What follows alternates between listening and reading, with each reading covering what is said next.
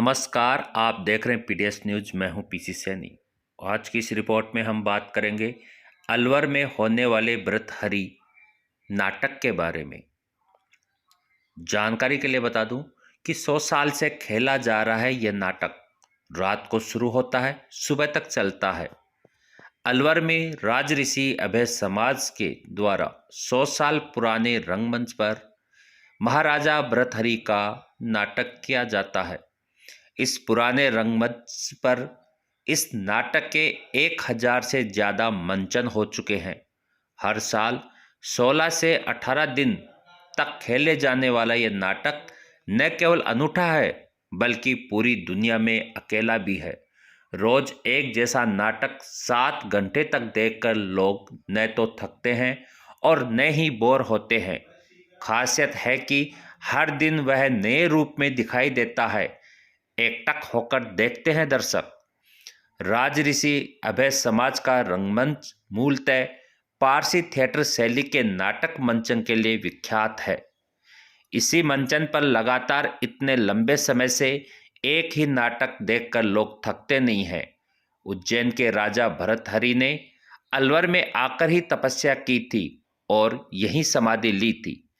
उन्हीं के जीवन पर आधारित यह नाटक दशहरे के 2 दिन बाद शुरू हो जाता है।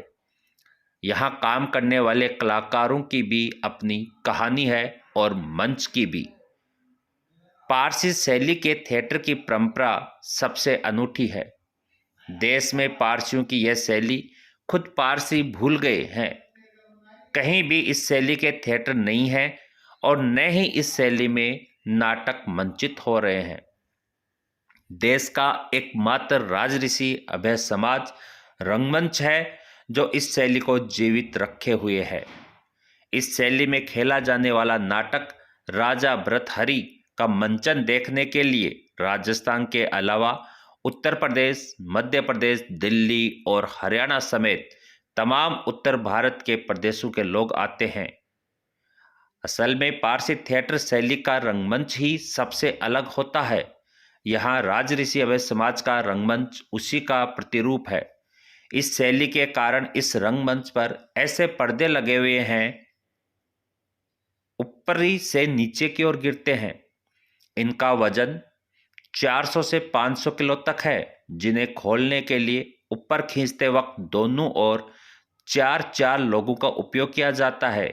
यही स्थिति उन्हें ऊपर से नीचे गिराने यानी बंद करने के लिए बनती है। इन पर्दों को तैयार करने में कई माह लगते हैं। इसके लिए विशेष कलाकार प्राकृतिक रंगों का उपयोग कर डिजाइन तैयार करते हैं। ये पर्दे न केवल पीछे के दृश्य को छिपाते हैं बल्कि आगे की ओर एक नया दृश्य क्रिएट करते हैं। पर्दों के आगे मंचित किए जाने वाले दृश्यों से पूरी तरह आभास 3D का ही होता है। अंदाजा लगाना मुश्किल होता है कि ये पर्दे पर हैं या वास्तविक सीन। इस मंच की यह भी खास बात है कि इस पर लगा सिंहासन अचानक चलने लगता है, कभी आगे तो कभी पीछे दौड़ता है।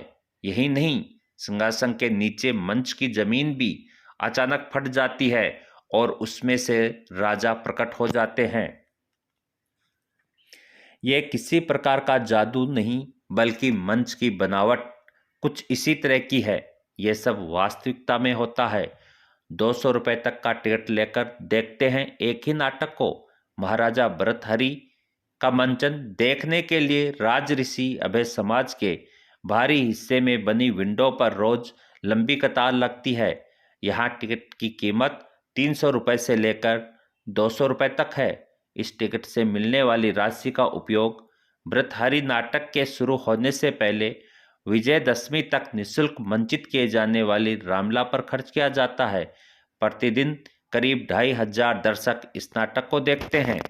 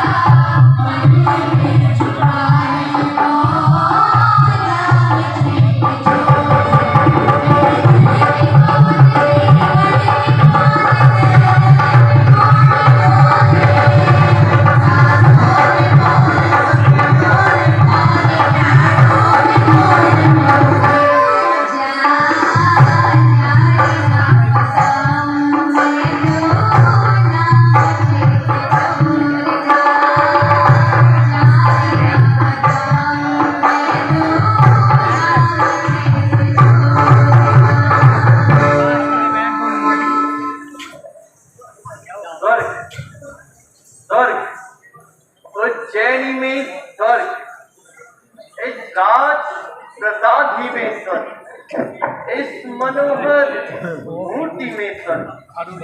यदि यह स्वर्ग नहीं तो और स्वर्ग किसे कहते हैं? काले काले केश मेघ, विद्युत मुझ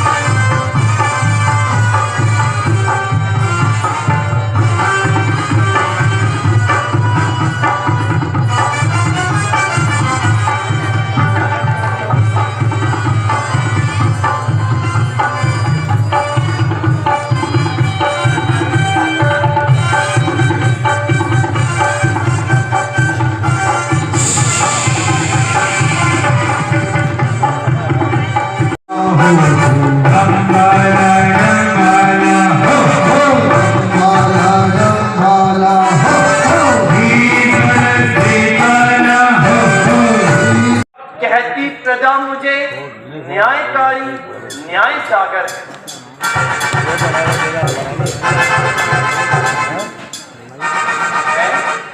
यह शोर कैसा आ रहा है? नगर के दूसरे द्वार से कुछ लोग इधर आ रहे हैं। जरा छुप कर देखना चाहिए।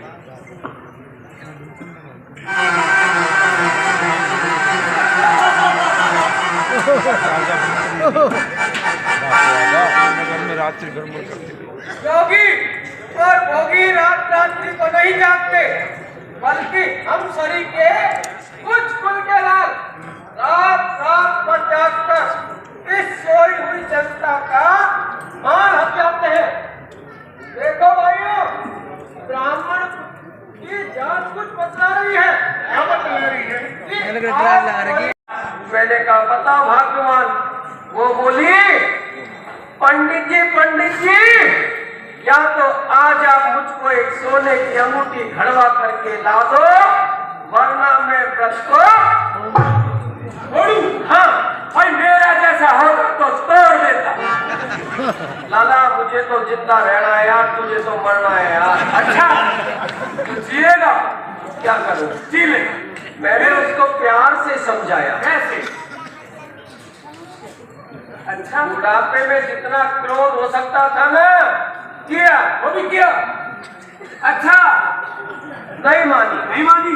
मैंने उससे कहा रे भाग्यवान, मैं गरीब ब्राह्मण मंदिर में पूजा पाठ करता हूँ, तुझको सोने की अंगूठी कहाँ से ला करके दूं? नहीं मानी। तब लाला में मेरा एक मित्र है। कौन? गज्जू सुनार। अच्छा, उसके पास में गया। मैंने कहा गज्जू जी क्या बोले? आज हमारी पंडिताई ने हट कर ली है, आप एक छोटी सी अंगूठी गढ़ के मुझको दे दो। फिर लाला वो कहने लगा पैसे। हाँ, पैसे मांग लिए। मैंने उससे कहा मैं गरीब ब्राह्मण हूँ। अच्छा, और नैनसुर तू भी गलत। तो सच क्या है? अबे सच तो ऐसे है कि नजर सनम ने नजर सनम को, नजर सनम ने नजर सनम को नजर लड़ा के नजर से देखा, और नजर पड़ी जब नजर के ऊपर, नजर छुड़ाते नजर ने देखा कि पंडित नजर से नजर मिली नजारों के बीच में, कि नजर से नजर मिली नजारों के बीच में, जैसे चंदा चमकता उन सितारों के बीच में, और वैसे ये नैनसुख चमकता इन हजारों के बीच में।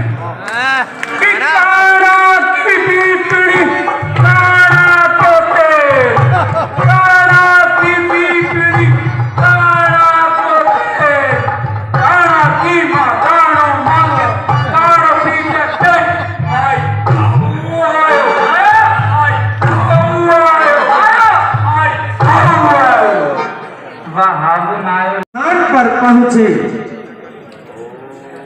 यहां पर पहुंचकर योगीराज भर्तृहरि ने सबसे पहले गौमुख से निकली गंगाधारा से अपने तन मन को शुद्ध किया तथा आचमन किया।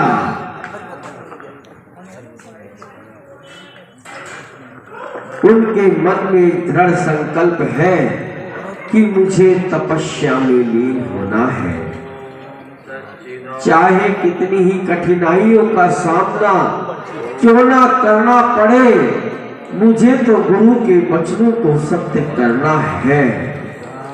ओम नमः शिवाय, ओम सच्चिदानंद की ध्वनि से पूरा वातावरण गुंजायमान है।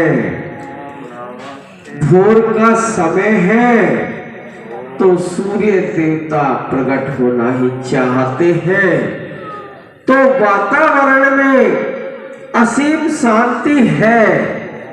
जंगल के जीव जंतु बाबा के इस महालीला के साक्षी हैं, तो बाबा के तेज से पूरा वातावरण देवलोक जैसा हो गया है।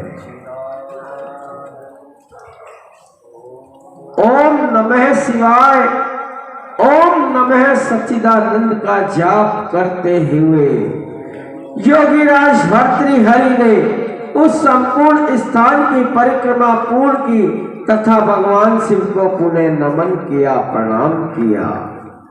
योगीराज भर्तृहरि शिव मंदिर की ओर चल दिए। वहां पर पहुंचकर सबसे पहले भगवान शिव को नमन किया, प्रणाम किया। अब योगीराज भर्तृहरि शिव मंदिर की परिक्रमा कर रहे हैं।